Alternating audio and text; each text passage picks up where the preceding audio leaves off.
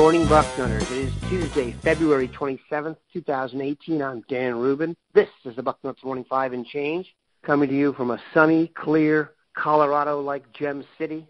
The same forecast is down the road in Columbus, so Duane Long is a much more cheery expert this morning. Duane, how goes it? Hey, it's nice outside. You know that always is a big deal for me. It's sunny, and we've got the opportunity. Yesterday, I had the back door open all day and just let my 5-month-old puppies run in and out. They couldn't have been happier. So, yeah, better place after 9 days of rain and 11. That was crazy. Yeah, it won't last forever here in the great state of Ohio, but we will enjoy it while it lasts. Another thing we will enjoy, and that we enjoy every year more than the weather, is the NFL Scouting Combine in Indianapolis. Kicks off this week.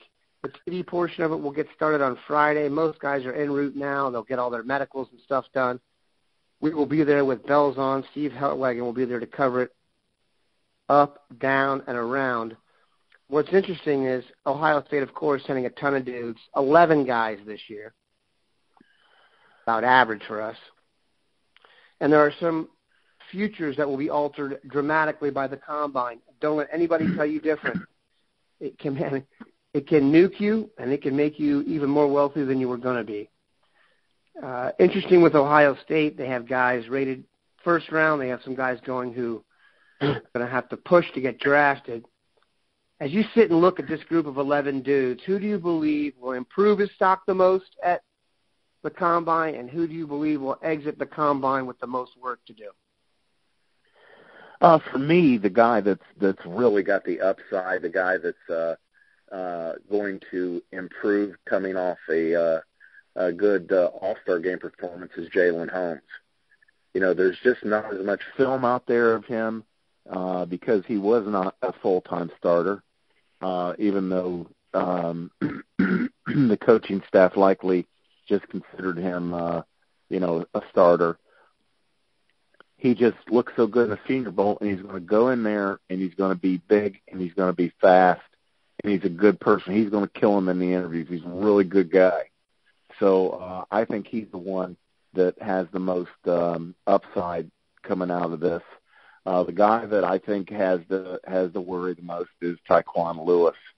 I think that what the Combine is going to do for him is confirm the word that no player wants attached to him in the game of football, and that's tweener. He's not going to be athletic enough, have the explosion to be a weak side end, but he's probably not going to be big enough in the NFL eyes to be a strong side end.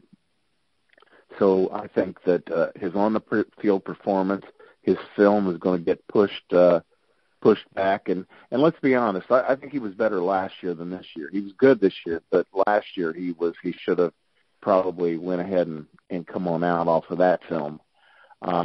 He's the one that I think is probably going to fade a little bit in this.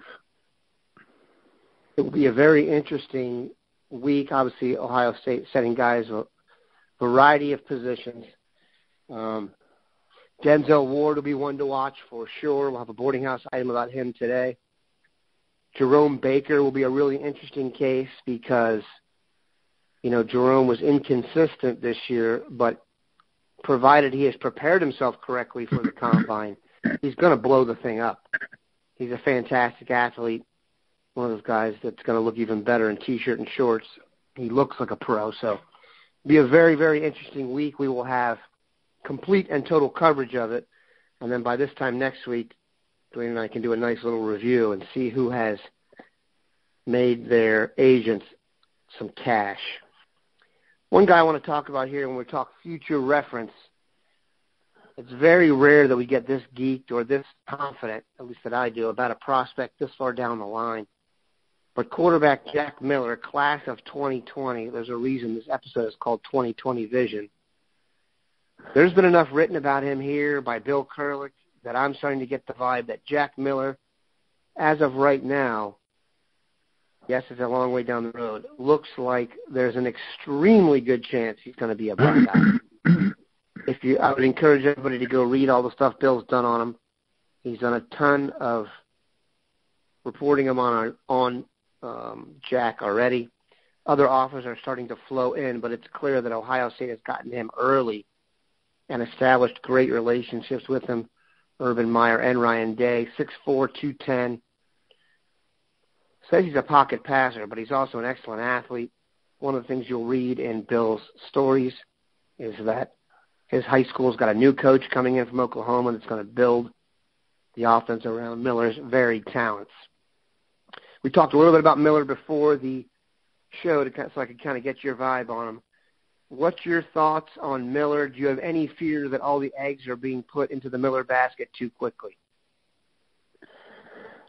I think that Jack Miller is the best quarterback who will be playing high school football next year. I've said that repeatedly on the board. He is just, you only need to watch 3, 4, 5 plays, and you're like, this is a whole nother level. He's got a gun for an arm. Here's the thing. They early on, whoever put his film together did a really good job. They show him running a ball, and if he rips his rotator cuff, move him to tight end. He looks like Gronkowski out there running around. He's a big kid, but calling him a pocket passer is kind of a misnomer. He is so athletic. There's always a question when Ohio State's recruiting a quarterback, can he run the zone read? Yeah, this kid can. As big as he is, he can run the zone read. He is really that athletic. He's got the gun. He's the best quarterback going to be playing high school football next year. I would not worry about, if you could get him right now, I'd stop worrying about 2019 quarterbacks. I mean, there are several out there that are nice ones, but nobody even close to his class as far as I'm concerned.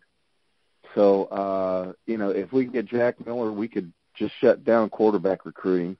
Forget about it. He's that good. And yeah, he's coming back. He keeps coming back. He's traveling from Arizona. It's not like this kid's just across the border. He's traveling from Arizona, and he's been here 3-4 times, maybe more. So there's something going on there. He's on his way back up here. So it's very excited about Jack Miller. Absolutely, he is going to impact the depth chart if he comes to Ohio State, and there's every reason to believe we're going to be hard to beat. You did a better job of explaining that than I did. He's been here for an Arizona prospect enough times that if we find out that, he and Urban's dad, if Urban and his dad are long-lost cousins, it wouldn't even surprise me. So I really am impressed when, it's really the difference between the Meyer era and the Tressel eras. This would never be a player they would target this early in the process. So you don't target an out-of-state guy of this ilk this early, you're probably not going to get him. So one of the reasons, good Lord, the recruiting has been so strong lately is their ability to just go out and identify guys and just recruit the heck out of them. So Jack Miller is a name we will watch. I would encourage everybody to go watch his tape and keep in mind he's not taken a snap as a junior yet in high school. So he has that commanding presence on the field. His size at already about 6'4", got the frame to grow into. So just an unbelievable prospect, and kudos to Ohio State for identifying him early. And if you read the stuff that Bill's put on here, they're well ahead of the pack. And it's very hard to do that with a player of this ilk. Here's how we'll finish it. We'll finish it up with 2 spots here. One serious, one a little comical. First, Ryan Jacoby, offensive lineman from Ohio.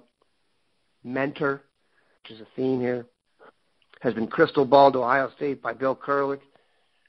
That means that the chances Ryan Jacoby are a Buckeye, or Ryan Jacoby becomes a Buckeye, are pretty darn good.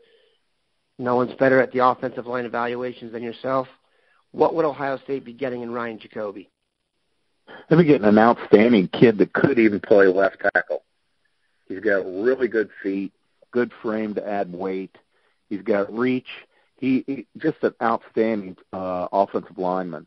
I got a couple of guys ahead of him on my board, but in my mind, you take 4 tackles in this class.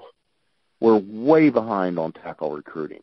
We should not be in a situation where there's even a discussion about playing Petit Frere as a freshman.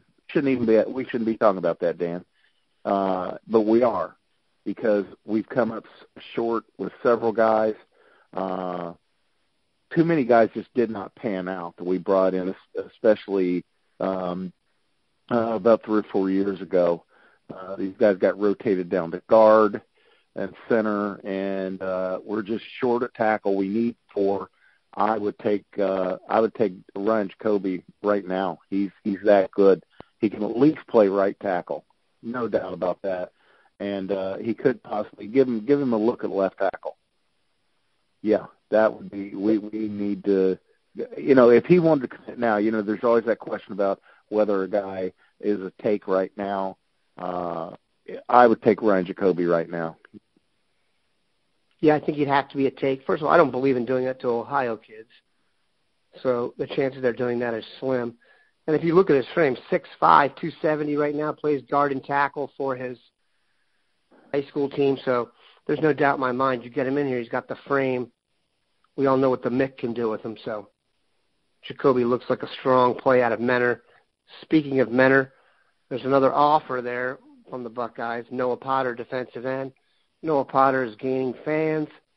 Notre Dame offered, yet his brother, Micah Potter, had something to say about that. So my guess is that the Potters will be very strong leans to Ohio State.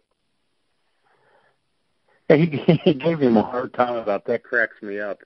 Now, I'm a fan of Noah Potter. I think he's a little underrated. I'm glad to see that we've come in on him.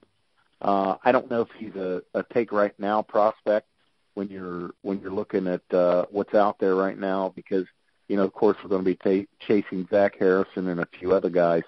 But it wouldn't surprise me if he's a Buckeye, and he'd be a good get. Good football player, just getting a little overlooked right now, and that's strange coming out of the Menor program, which has been so productive. But it's really funny that Micah has decided to give him a hard time about his Notre Dame offer. Yeah, I don't think that's going to work too well for the Fighting Irish should they make a strong run. I got a feeling the Potter pipeline is well secured to Columbus. We hope you enjoyed that sunnier version of the Bucknuts Morning 5. Have a good one, Bucknutters.